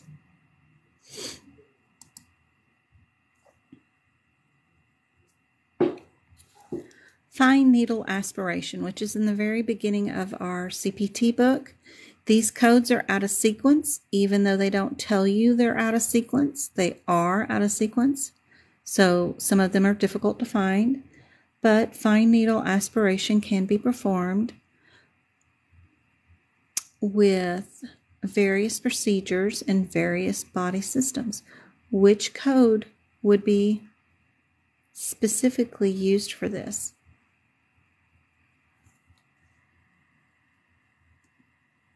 Yay! Thank you, Twinkle.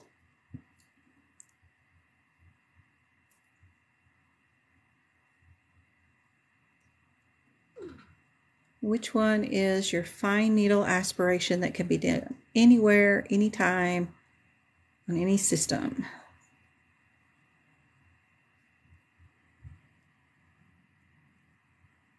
Yep. Very good.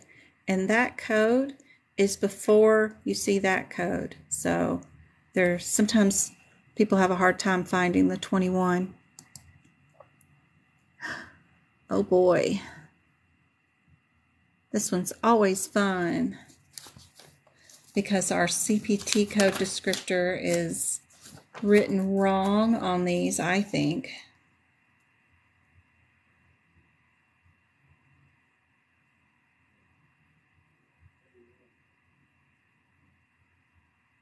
This is another one. Every time I find the answer, I keep a running list of how many lesions versus how they want it coded, and just keep a tally going.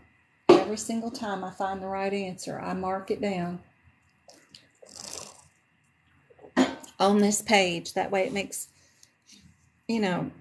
sense during the CPC exam. You've got the correct answer probably written out there. Yeah, there's nothing there but just the tail end. If I have to zoom out anymore, it's going to make it too small.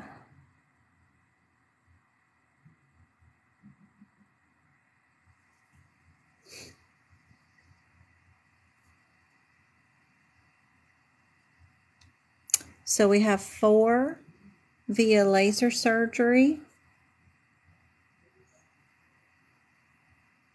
So which answer would make 4?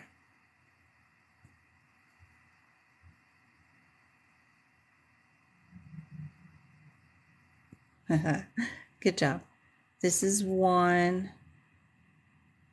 and then this is 3 more. Perfect. Good job.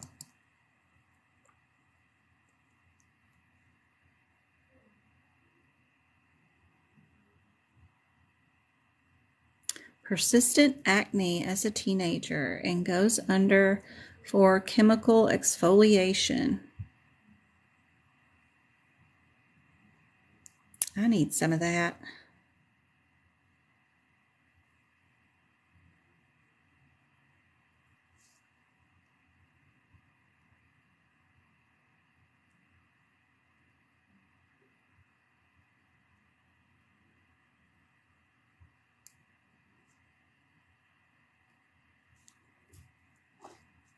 Everybody's saying A again. Good job. Perfect.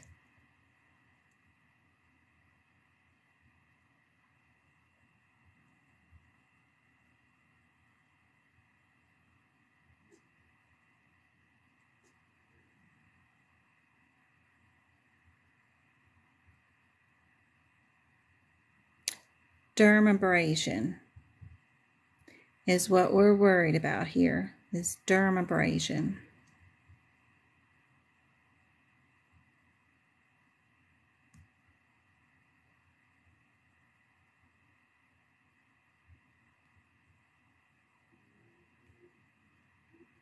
A again.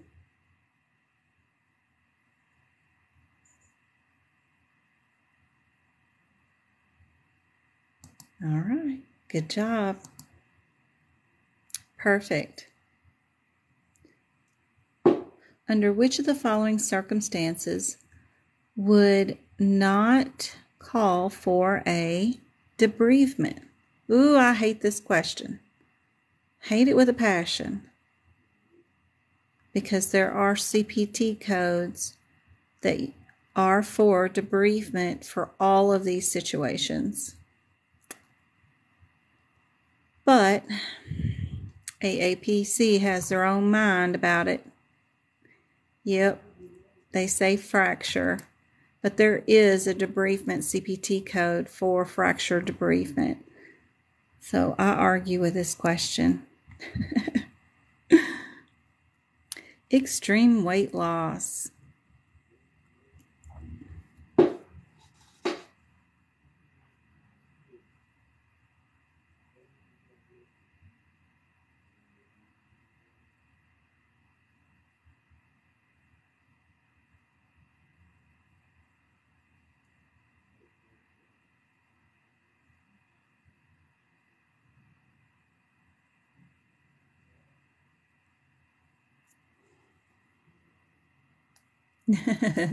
I'm telling you, they are crazy.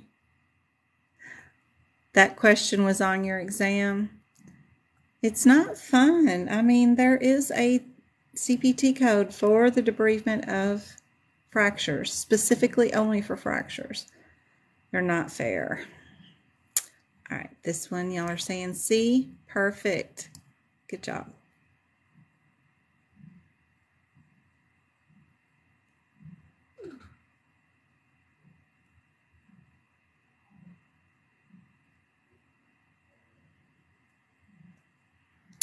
Got to take all those questions, the ones that y'all are saying were on their exam, and add it to the document of what's been on the exam in the last 45 days. Yep.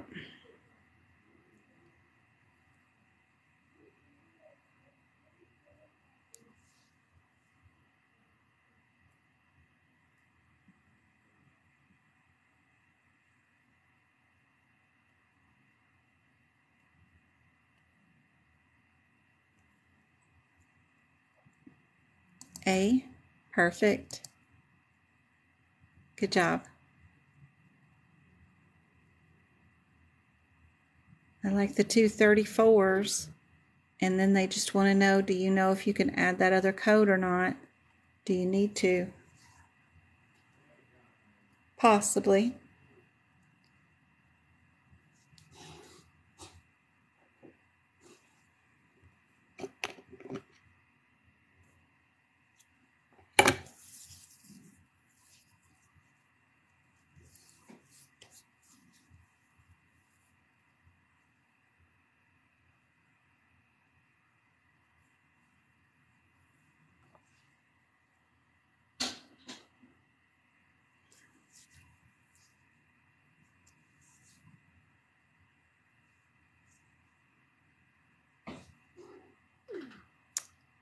We got a B from Rosalind. We got left arm and hand.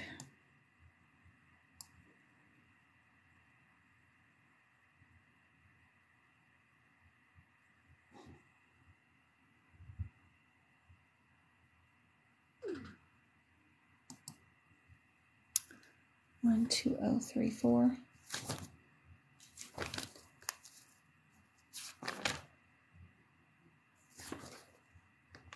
One, 2, 0, 3, 4.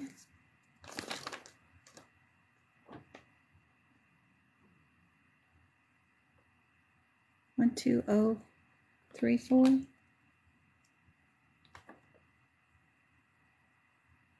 because extremities are not the same thing as hands.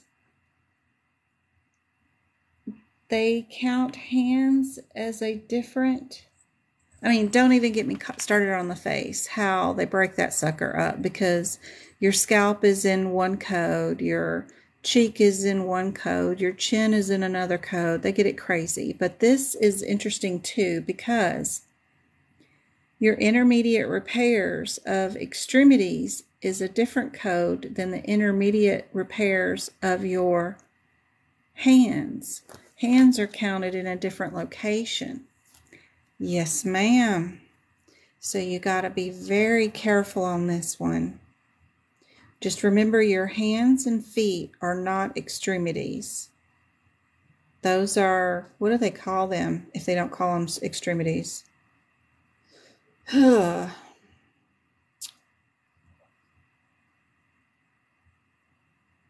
do they call them? I don't know what they call them. That's a good question. The chambers of the heart was another one on your exam. Yep.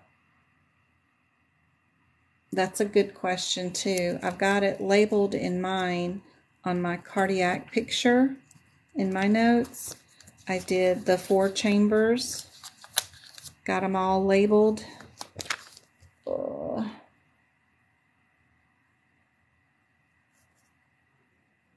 So we got the left ventricle, the left atrium, the right ventricle, and the right atrium. Those are the chambers of the heart.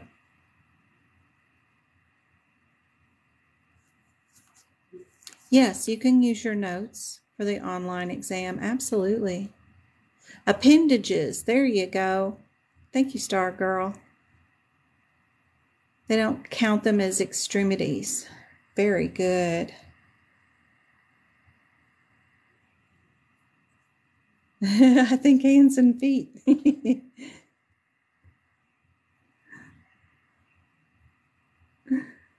All right, so are we using 2 codes now? Y'all are saying C now with this one? What are y'all saying? D? It's the 34 with the 42 for the hands. We got 2 different sizes. Got to remember that one. Yep. Okay. There you go. So remember, your hands and feet are special. If you can walk on it, it's special, because you can walk on your hands too if you're... Travis spent 2 years walking on his hands and refusing to walk on his feet. Took him forever to grow out of that. Everywhere we went, he was walking on those hands.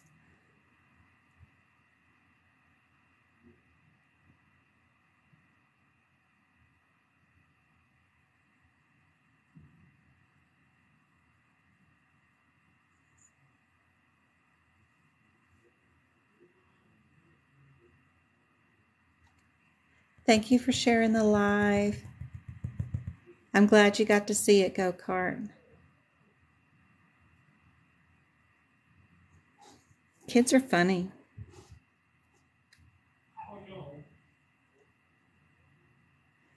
I like the 80 and the 88. What's going on with those? 57. 30? No. Everybody's saying AAA, 88, 88. Did I even get over there? Skin flappies. Skin flappies. There you go. Good job. Good job. Thanks for joining other people in. That's awesome. Thanks for the follows. Hope I can help you guys pass your certification exam. So what do we think about this one? I like our 20 and 21. Those 2 are super close. What's our header? 01. 01. What are we dealing with?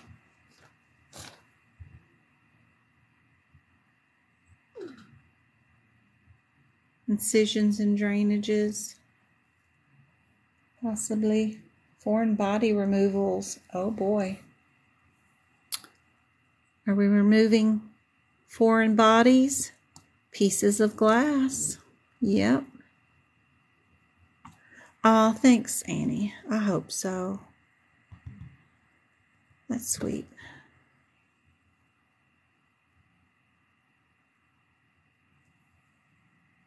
So we're doing complicated because it says complicated.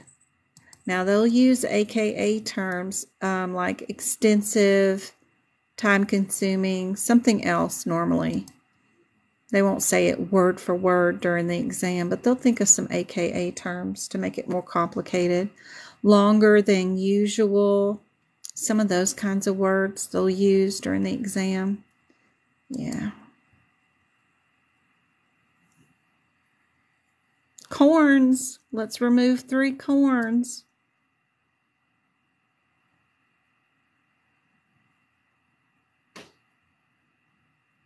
Where would that be under? Thank you for the follow.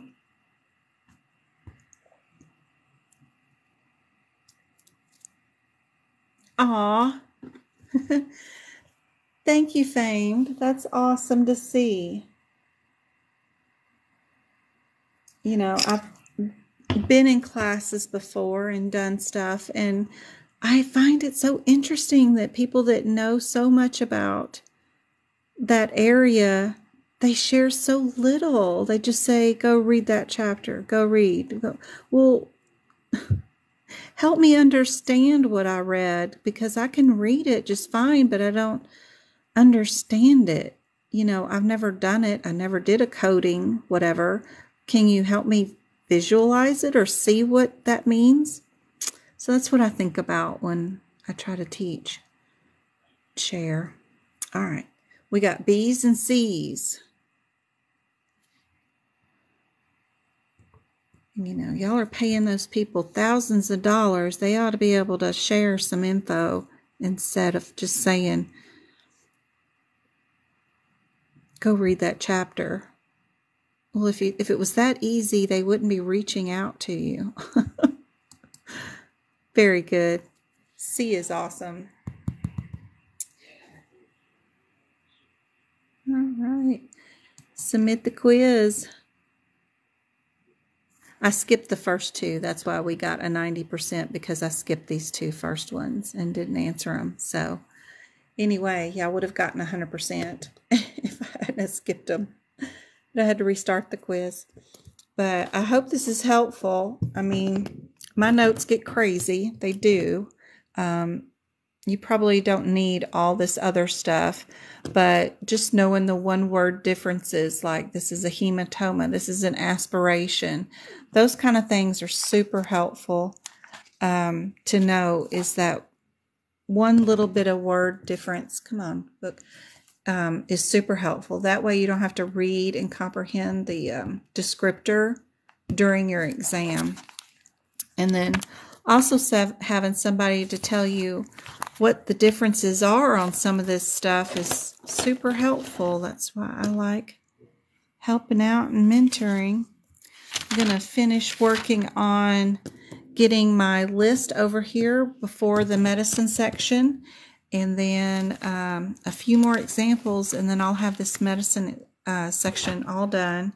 I've got to do some tutoring tonight after this session, so I've got 15 minutes to go get something to drink, check on the boys, and then I'm going to do some tutoring. And so I got to run for tonight. I can't visit for too long. Y'all are very welcome. Thanks, Twinkle. You're amazing as always, keeping me on task.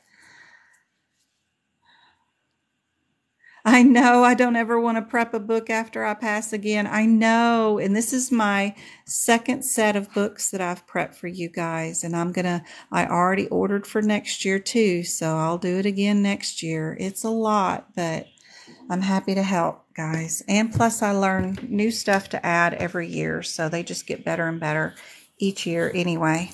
I really appreciate y'all too. I'll see y'all again on Wednesday night. We'll do another 2 hours here, okay? Y'all can send me examples of questions that y'all want me to do during the live or explain too, so that's helpful. I love that. I'll see y'all later. Don't forget to join the study group on Discord. You're welcome.